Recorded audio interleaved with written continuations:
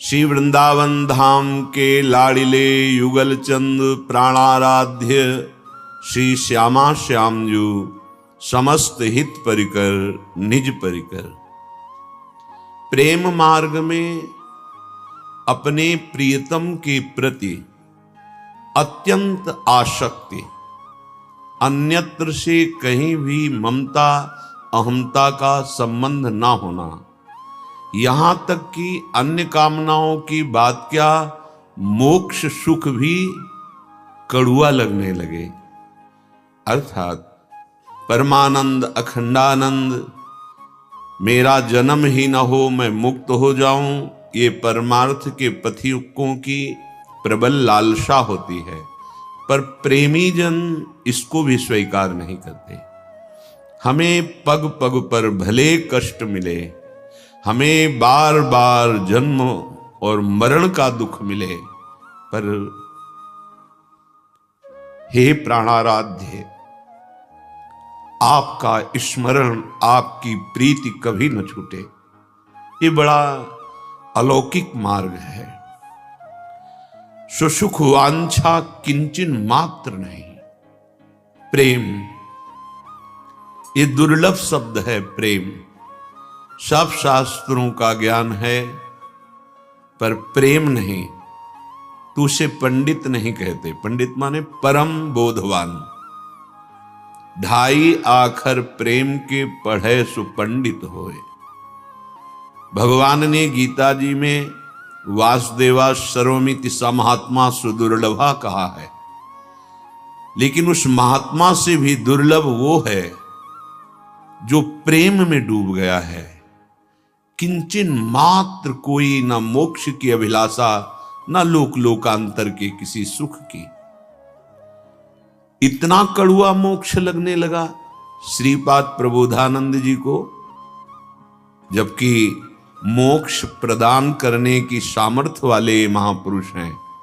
संपूर्ण शास्त्रों का ज्ञान और आत्मबोध स्वरूप स्थिति में स्थित जब वृंदावनेश्वरी के चरणारविंद का प्रेम मिला, तो ये बात सबकी समझ में नहीं आएगी जो इस श्लोक में कह रहे हैं। कह रहे हैं मुमुक्षूणाम याता लय मल महाभूर्यापचितिम हरे रे कांति त्वामः गृह्याताम धिक्करोत्।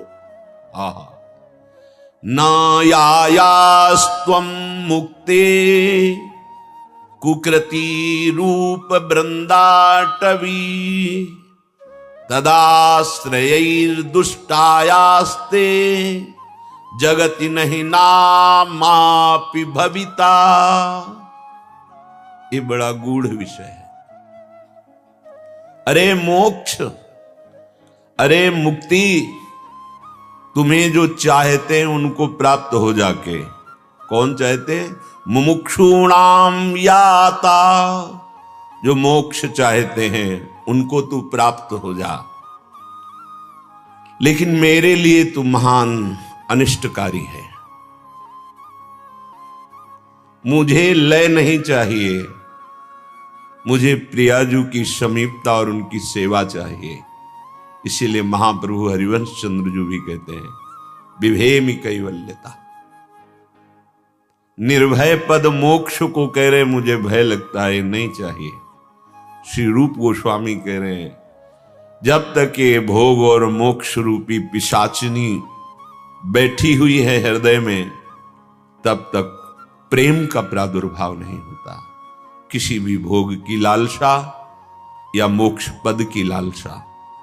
ये प्रेम धाम वृंदा विपिन का अद्भुत प्रेम रंग है। इसके बिना समझे ये बात समझ में नहीं आएगी, क्योंकि मोक्ष पद कोई साधारण पद नहीं है। ये अंतिम विश्राम स्थिति है मोक्ष। पर प्रेम में कैसा स्वाद है कि मोक्ष पदवी अनिष्टकारी लग रही है। मैं एकत्व में, सायुज्य में, सामीप्य में ये सारूप्य में इसमें रति नहीं चाहता, बस दैन्य भाव से अपने आराध्य देव की चरण सेवा और उनके चिंतन में, उनके मिलन में, उनके मिलन की चाह में, जैसी भी स्थिति है हम बस रुदन करते रहें। बार बार जन्म हो, बार बार मरण हो, हर पग में हमें दुख विपत्ति मिले, पर हम श्यामा श्याम के अनुराग में रोते रहें। ये बात सबकी समझ में नहीं आएगी। उद्धव जी की समझ में नहीं आई। उनको लगा कि गोपीजन अविद्याग्रसित है, मैं उनको जाकर के ज्ञान सिखाऊंगा कि श्री कृष्ण कण कण में व्यापी परम तत्व हैं, तुम्हारी आत्मा है, तो उनका रुदन बंद हो जाएगा तो प्रभु भी नहीं रोएंगे। आए यहां वृंदावन गोपीजनों को ज्ञान देने, लेकिन जब गोपीजनों की प्रेम स्थिति देखी तो उनका ज्ञान धूल दूसरित हो गया। रज में लौटने लगे और आशा करने लगे कि मुझे वृंदावन में कोई लता गुल्म औषधि बना दी जाए जिससे इन ब्रज गोपियों की चरण धूल हमारे ऊपर पड़े। प्रेम, भगवान शंकर को कौन सी वृत्ति नहीं प्राप्त है, पर जब वृंदावन के प्रेम की बात तो विकल होकर भगवान श्री कृष्ण से कहते हैं, मुझे आप और लाडली जी के चरणों का प्रेम प्राप्त हो, मैं वो रूप देखना चाहता हूं जो वृंदावन बिहारिणी बिहारी जी के रूप में आप बिलसते हैं, वो रूप। ये अद्भुत प्रेम स्थान वृंदावन है। जब प्रेम का रंग चढ़ता है, कहीं भी चढ़े, किसी भी भाव के उपासक को, वो ये सब नहीं चाहता। अर्थ न धर्म न काम रुचि गति न चहो निर्वाण, जन्म जन्म रति राम पद यह वरदान नान।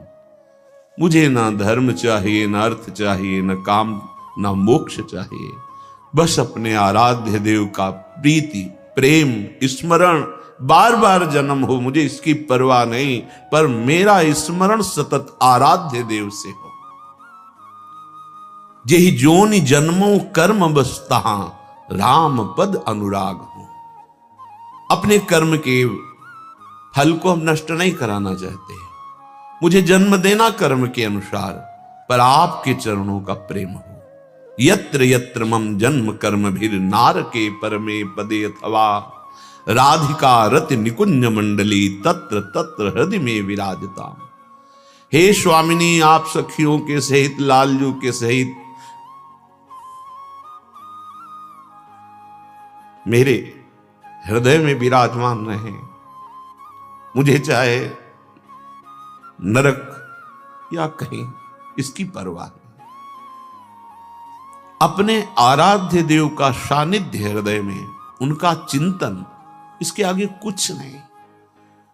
प्रभु उसके हृदय को अपना निजी स्थान बनाकर सदैव रहते हैं, जिसके हृदय में कोई कामना नहीं, न स्वार्थ की न परमार्थ की।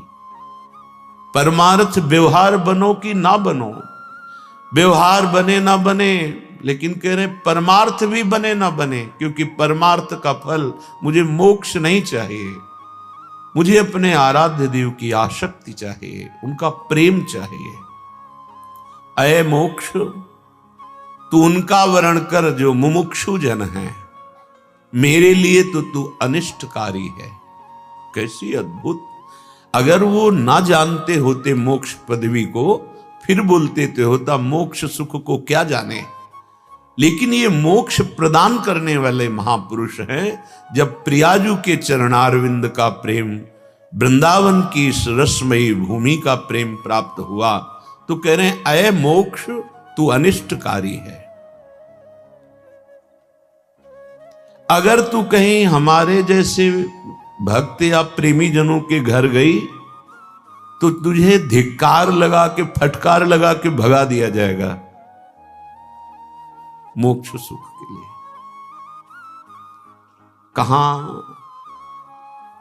नाशवान सुखों में हम अपने प्रियालाल को भूल जाते हैं, लौकिक सुखों में हम अलौकिक सुख, नाम स्मरण, रूप स्मरण, लीला स्मरण भूल जाते हैं। प्रेमी जनों की क्या स्थिति है? मोक्ष सुख भी। अगर तू हमारे जैसे प्रेमी भक्तों के घर जाएगी, मुक्ति मोक्ष, तो तुझे धिक्कार मिलेगा, आदर नहीं। श्री भगवान भी कहते हैं जो मेरी सेवा में रत हैं, सारिष्ट सामीप्य सायुज्य एकत्वादि जो मोक्ष है, इसको मैं देता हूं तो भी वो स्वीकार नहीं करते। दीयमानम न गृह्णन्ति बिना मत सेवनम जना, क्योंकि वो मेरे सेवा सुख में निमग्न है। मोक्षाधिपति भगवान से प्रेम हो जाना, इससे बढ़कर कोई उपलब्धि नहीं। प्रेम ये पंचम पुरुषार्थ है। ये जिसके हृदय में प्रकट हो जाता है, प्रभु अधीन होकर संग ही संग डुलते हैं। एक क्षण के लिए कभी प्रभु का वियोग नहीं होता, वो उसके मानस नेत्रों में बसे रहते हैं। श्रीपाद कह रहे हैं ना यायास्तम मुक्ते कुकृति रूप वृंदाटवी तदा। मैं जानता हूं कि तू कुकृत्य करवा देगी। अब आप सोचिए, मोक्ष की अभिलाषा रखने वाले के हृदय में मृत्युलोक की क्या बात, ब्रह्मलोक तक के भोग उसे मिथ्या अनुभव में आते हैं। फिर यहां जो कहा कुकृत्य, क्या कुकृत्य? तू मुझे प्रियालाल से अलग कर देगी, नहीं चाहिए।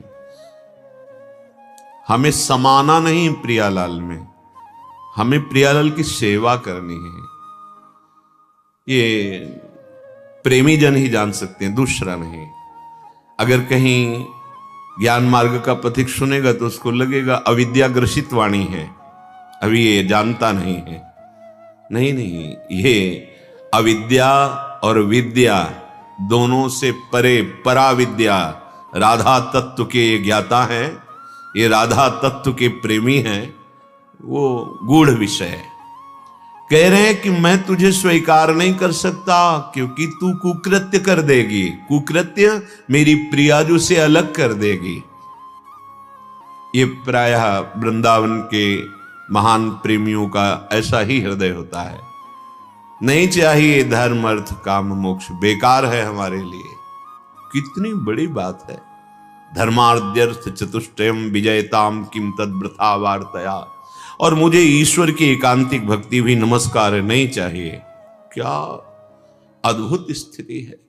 सही कांतेश्वर भक्ति योग पदवी त्वारूपिता मूर्धने, ऐसे प्रणाम करता हूं। नहीं, आपको चाहिए क्या? बोले यो वृंदावन सीम,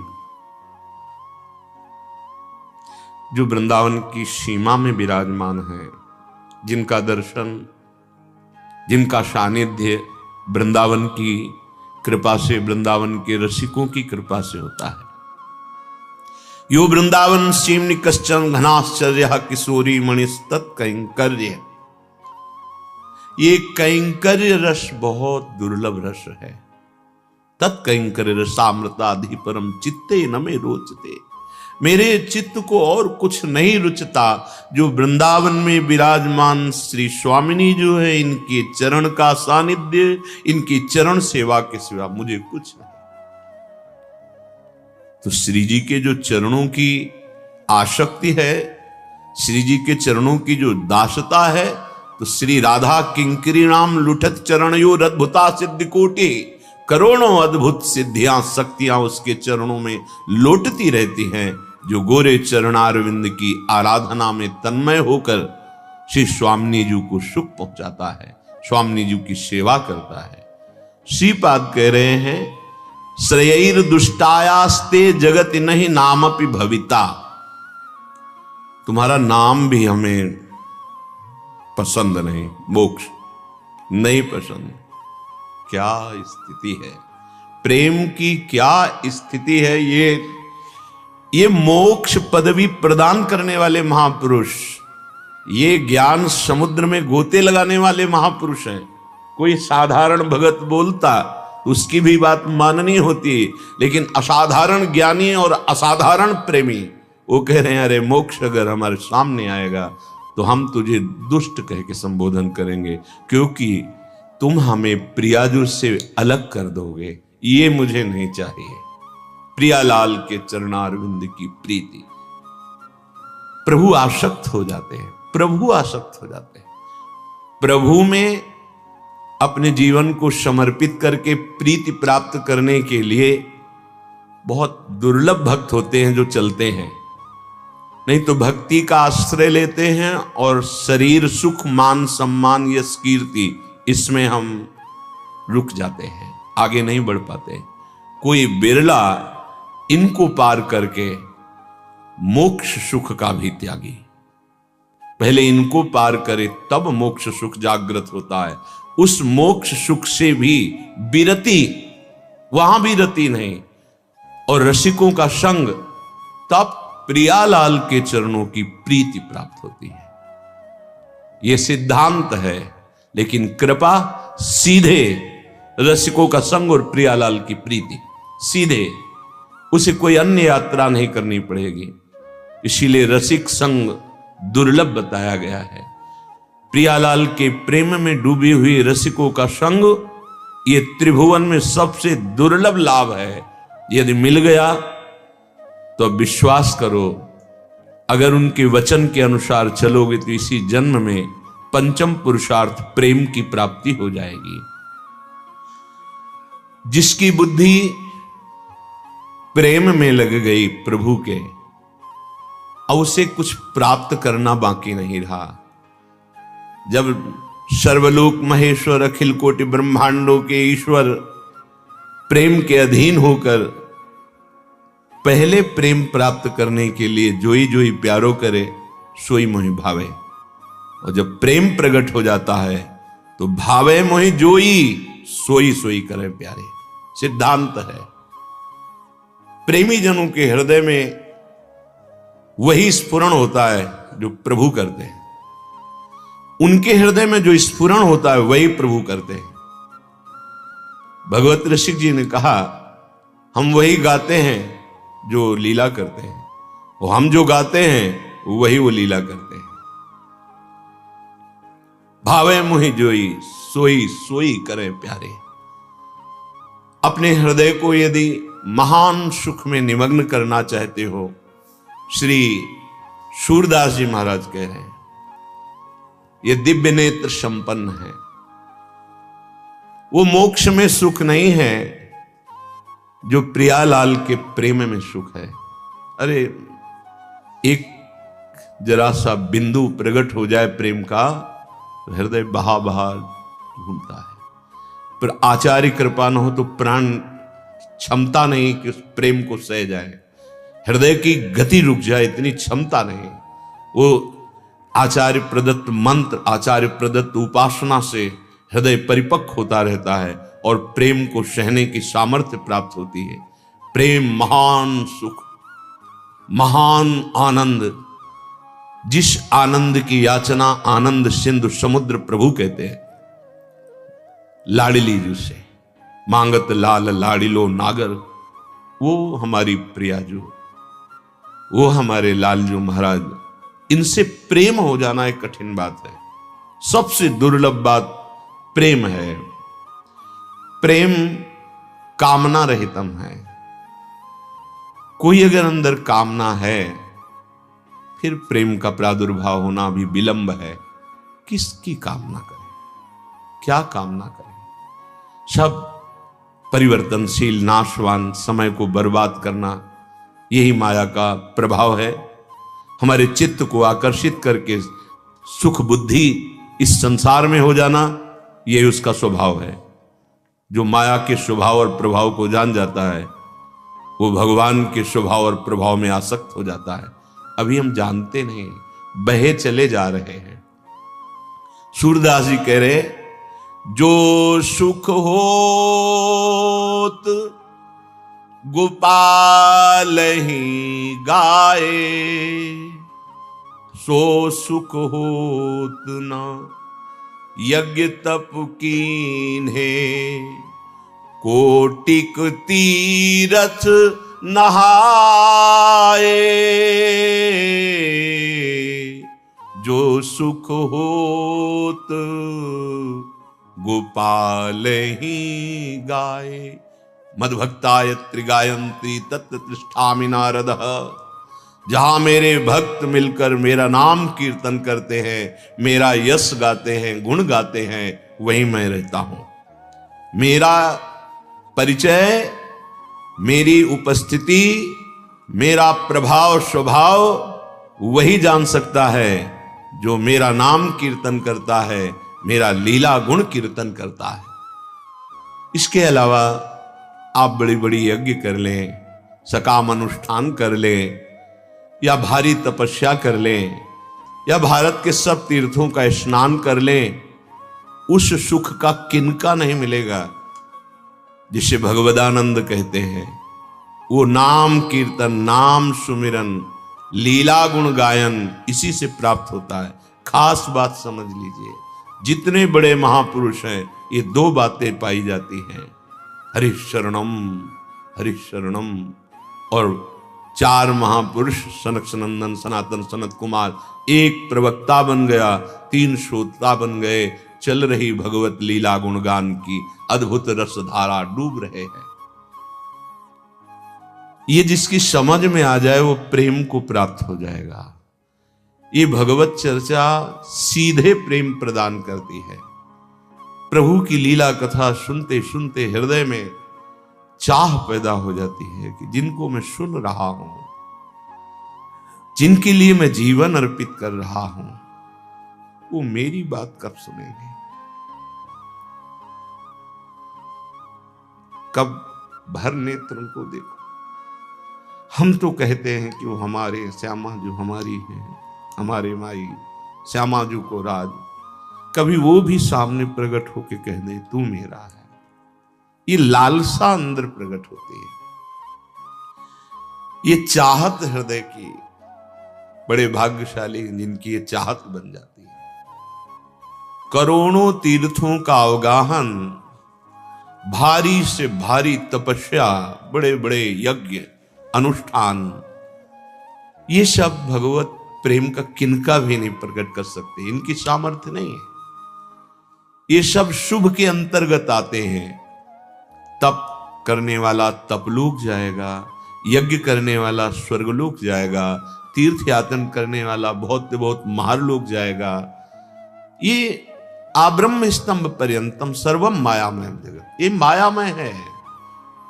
भगवत साक्षात्कार कराने की योग्यता केवल भगवन नाम भगवत गुणों में है। यदि नाम जब चल रहा और लीला में आसक्ति हो गई, प्रभु की लीला का गायन कर रहे, श्रवण कर रहे। गोकर्ण जी ने अपने पिता को यही आदेश किया था, संतों का संग करो, लोक धर्म का त्याग करके भागवत धर्म में स्थित रहो, किसी के गुण दोष मत देखो, सदैव साधु पुरुषों की सेवा करो। और भागवत के 10वें स्कंद का पाठ करके वो भगवत प्राप्त हो गए। 10वें स्कंद में भगवत लीला गायन, प्रभु की लीलाओं में अमोघ सामर्थ्य है, व्याकुलता पैदा हो जाती है भगवत दर्शन की। ये बड़े भाग्यशाली जन होते हैं जिनको लीला में प्रीति हो जाए, लीला गायन में, लीला श्रवण में।